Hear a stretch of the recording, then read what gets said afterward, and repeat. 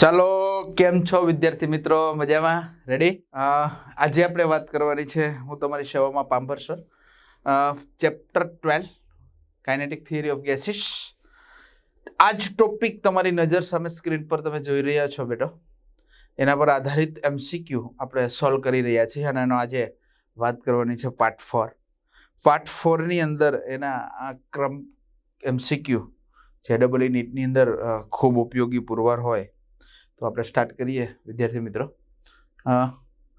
કંઈક આવું છે, 1 મોલ આદર્શ વાયુના અણુઓની 27 સેલ્સિયસ તાપમાને આંતરિક ઉર્જા કેટલી હોય છે? ઓકે, વાયુ છે 1 મોલ,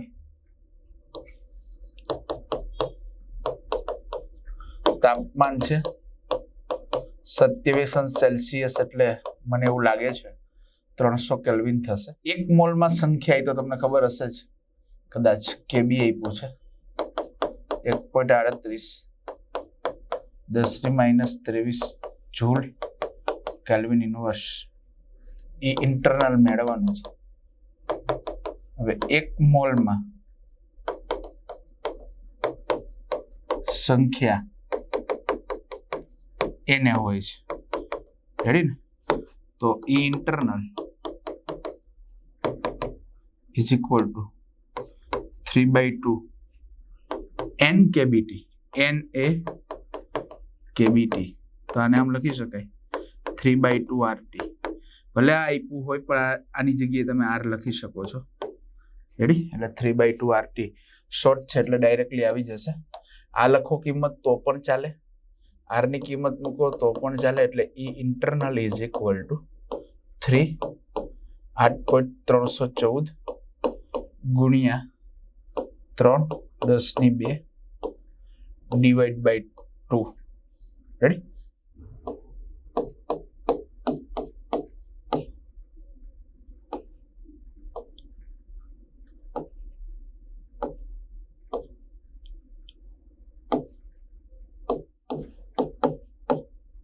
ત્રણ પછી પોઈન્ટ એટલે 74 પોઈન્ટ આવશે. 74.826 10⁻2 ડિવાઈડ બાય 2. ચાલો, આનું કેલ્ક્યુલેશન થઈ ગયું. 70 ના 2 ભાગ કરો એટલે 35, 74 36, 37 પોઈન્ટ સમથિંગ આવે. 10⁻2 37 પોઈન્ટ સમથિંગ 10⁻2 એટલે ઈ ઇન્ટરનલ, એટલે આપણે એવું લખી દઈએ 37.40 10⁻2. રેડી? તો એ ઇન્ટરનલ 3740 જૂલ આવી ગયું. ચાલો, ઓકે. તો 3740 option C is the right option. Simple and sober વિદ્યાર્થી મિત્રો. રેડી? ચાલો આગળ જઈએ. નેક્સ્ટ, હિલિયમ વાયુના દરેક અણુની સરેરાશ ઉષ્મીય ઉર્જા કેટલી હોય? બાય He એક પરમાણુય વાયુ હોવાથી મુક્તતાના અંશો F બરાબર 3 થાય. Ready?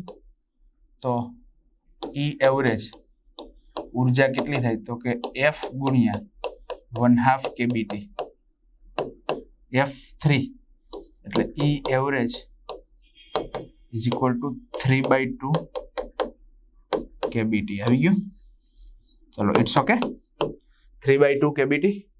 Yes, 3/2 kBT. Option C is the right option, કારણ કે હિલિયમ એક પરમાણુ વાયુ છે. ચાલો આગળ. નેક્સ્ટ, 27 સેલ્સિયસ તાપમાને અણુની સરેરાશ સુરેખ ગતિ ઉર્જા. ઓકે, T બરાબર 27 સેલ્સિયસ મીન્સ કે 300 કેલ્વિન.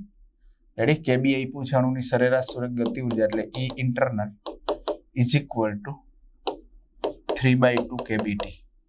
સીધી કિંમત મૂકો. E internal is equal two 3 ગુણ્યા 1.38 10⁻23 ગુણ્યા 300 એટલે 3 10⁻2. રેડી? છેદમાં 2 9 138 ગુણ્યા 9 72 7 27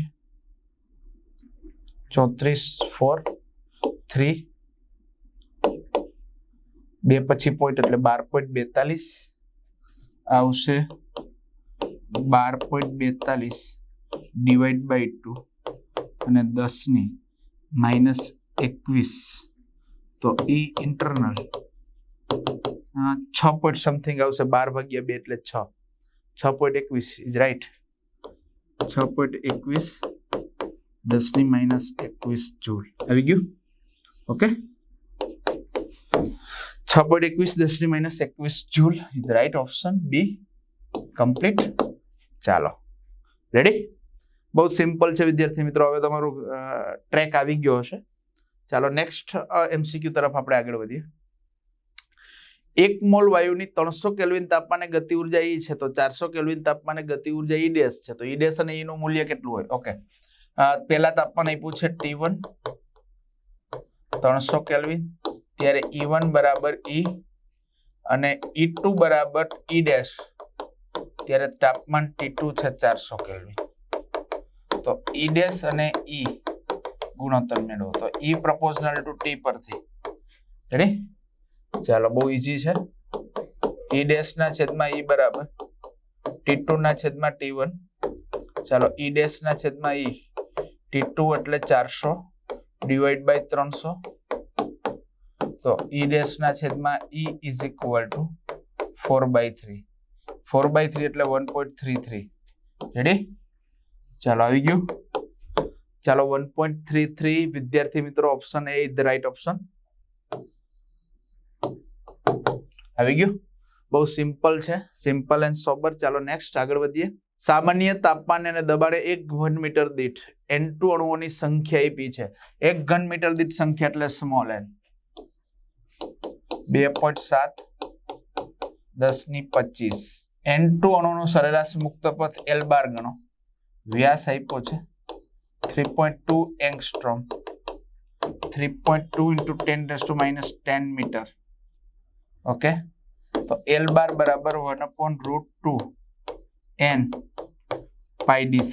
આ જ ઇક્વેશન કિંમત મૂકી દો. L બાર બરાબર 1/1.41 3.14 2.7 10⁻25 ગુણ્યા 3.2 10⁻10 એનો વર્ગ. બધાના પોઈન્ટ દૂર કરીને ઉપર લઈ જઈએ. વેલ્યુ તો 8.17 જ આવે છે. હવે ઘાત જ જોવાની છે, તો ઘાત જ જોઈએ. ચાલો, 100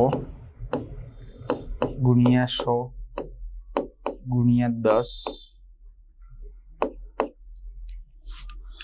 ડિવાઈડ બાય 141,314,27. આનું કેલ્ક્યુલેશન આ 5 આવી ઉપર જાય એટલે -5.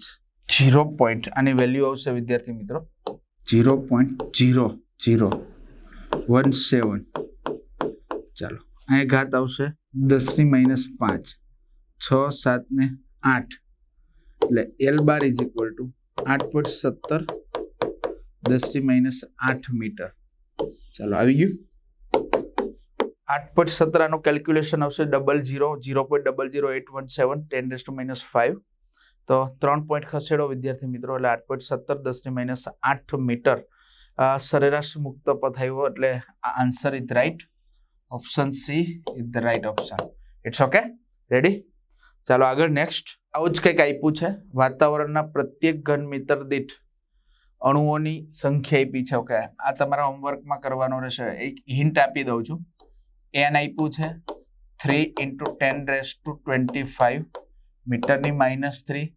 સરેરાશ ઝડપ v બાર આપી છે 10⁻3 મીટર પ્રતિ સેકન્ડ. તો સરેરાશ મુક્ત પથ મેળવો. 1 સેકન્ડમાં એક અણુ બીજા અણુ સાથે અથડાય ત્યારે સંઘાતની સંખ્યા n મેળવો. વ્યાસ આપ્યો છે 2 એંગસ્ટ્રોમ એટલે 2 10⁻10 મીટર. તો બે વસ્તુ તમારે મેળવવાની છે. પહેલું તો L બાર. પહેલું L bar is equal two 1/√2 n πd². આ બધી જ કિંમત આપેલી છે. તમારે L બાર તમારે ગેસ કરવાનું છે વિદ્યાર્થી મિત્રો, જવાબ. ઓકે, સાથે સાથે ચાલો આમાં કિંમત મૂકશો એટલે આવી જશે. સેકન્ડ કીધું છે. 1 સેકન્ડમાં સંઘાતની સંખ્યા, આથી થિયરિકલ છે કે n બરાબર v બાર ના છેદમાં l બાર. રેડી? ચાલો l બાર અહીં મળી જશે એટલે ડાયરેક્ટલી તમારે આવી જશે અને ડાયરેક્ટ આ કિંમત મૂકવી હોય તો v બાર ના છેદમાં 1/√2n પાઈ d સ્ક્વેર ઉપર આવી જાય એટલે બંને ચાલે કે √2n પાઈ d સ્ક્વેર v બાર. રેડી? તો આ સૂત્ર ઉપરથી તમને n મળશે. તો આ બંને તમારા માટે છે. સાચો ઓપ્શન આન્સર ઇઝ લગભગ સી આવશે. ચેક કરી લેજો. ચેક તમારે કરવાનું છે બંને. Okay, ready? ચાલો, સિમ્પલ એન્ડ સોબર છે કારણ કે આવી કેલ્ક્યુલેશન આપણે કરી લીધી છે મુક્ત પદની. નેક્સ્ટ આપણે આગળ વધીએ. સાર્વત્રિક વાયુ અચળાંકનું મૂલ્ય આપ્યું છે R 8.3 જૂલ પર મોલ ઇન્ટુ કેલ્વિન. તો 32 ગ્રામ O2 ની -27°C તાપમાને 73°C એટલે 200 કેલ્વિન તાપમાને સરેરાશ ગતિ ઉર્જા કેટલી થાય? E internal. બહુ ઈઝી છે. E ઇન્ટરનલ બરાબર 3/2 kBT. જ્ઞાન આધારિત છે. જ્ઞાન આધારિત MCQ છે આ કે E internal is equal to 3/2 KT. 3/2 KT. Okay, આવી ગયું? ચાલો નેક્સ્ટ આગળ વધીએ. અહીંયા પણ આવું જ કંઈક આપ્યું છે. R આપ્યું છે. Okay, 8.3 joule mall kelvin. તાપમાન આપ્યું છે -73°C એટલે 200 કેલ્વિન. સરેરાશ ગતિ ઉર્જા કેટલી હોય? ચાલો, E internal is equal to 3/2 RT અથવા 3/2 n kBT. ચાલો, 3/2 RT. તો E ઇન્ટરનલ બરાબર 3 ગુણ્યા 8.3 ગુણ્યા 2 10^2 ડિવાઈડ બાય 2 2 ઉડી જાય. 8 તેરી 24.9. રેડી ને? એટલે E ઇન્ટરનલ 24.9 10^2 તો E ઇન્ટરનલ બરાબર 2490 જૂલ. It's okay. ચાલો આગળ નેક્સ્ટ. T તાપમાન અને P દબાણે વાયુનો મુક્ત પથ L બાર છે તો 2T તાપમાન અને P/2 દબાણે મુક્ત પથ કેટલો હોય? ચાલો, T1 બરાબર T ત્યારે P1 બરાબર P ત્યારે L1 બાર બરાબર L બાર. T2 બરાબર 2T P2 બરાબર P/2 ત્યારે L2 બાર કેટલો? Okay, simple. L બાર બરાબર KBT. સૂત્ર એક છે ને, KBT √2P પાઈ d સ્ક્વેર. ચાલો, આના પરથી તમે જોઈ શકો છો કે L બાર પ્રોપોર્શનલ ટુ T/P. ચાલો, L2 બાર છેદમાં L1 bar is equal two T2 ના છેદમાં P2 ગુણ્યા T1 ના છેદમાં P1. T2 એટલે 2T, P1 એટલે P/2 અને T જાય 2 પર આવી જશે એટલે L2 બાર બરાબર 4L1 બાર એટલે 4L બાર. 4 ગણું થાય ભાઈ, જોઈ શકો છો 4 ગણું. તો option B is the right option. It's okay. ચાલો આગળ વધીએ. નેક્સ્ટ. આપેલ જથ્થાના આદર્શ વાયુની આંતરિક ઉર્જા એ વાયુના ખાલી જગ્યા પર આધારિત છે. જ્ઞાન આધારિત MCQ છે બેટા. આધારિત MCQ કે આંતરિક ઉર્જા E internal proportional to T. Okay, એટલે કોના પર આધારિત છે? તાપમાન પર આધારિત છે. Option B is the right option. ચાલો, ઓકે, રેડી? ચાલો નેક્સ્ટ. વાયુના સરેરાશ મુક્ત પથ કયા ક્રમનો હોય છે? ભાઈ સરેરાશ કાંઈ પણ જ્ઞાન આધારિત સરેરાશ મુક્ત પથ 1000 એંગસ્ટ્રોમના એટલે કે 10^3 એંગસ્ટ્રોમના ક્રમનો હોય છે. Okay, ready? તો option C is the right option. ચાલો નેક્સ્ટ આગળ સામાન્ય તાપમાને ઓક્સિજન વાયુના મુક્ત O2 દ્વિપરમાણવીય રિજિડ રોટેટર વાયુ છે માટે મુક્તતાના અંશ કેટલા હોય છે 5. Option B the right option. ચાલો રેડી. આ સાથે આ સેક્શનને આપણે પૂરો કરીએ છીએ વિદ્યાર્થી મિત્રો. ફરી પાછા નવા સેશન સાથે નવા પાઠ સાથે નવી ઉર્જા સાથે મળીશું. ત્યાં સુધી આપણી વચ્ચેથી વિદાય લઉં છું. જય હિન્દ, જય ભારત. Thank you.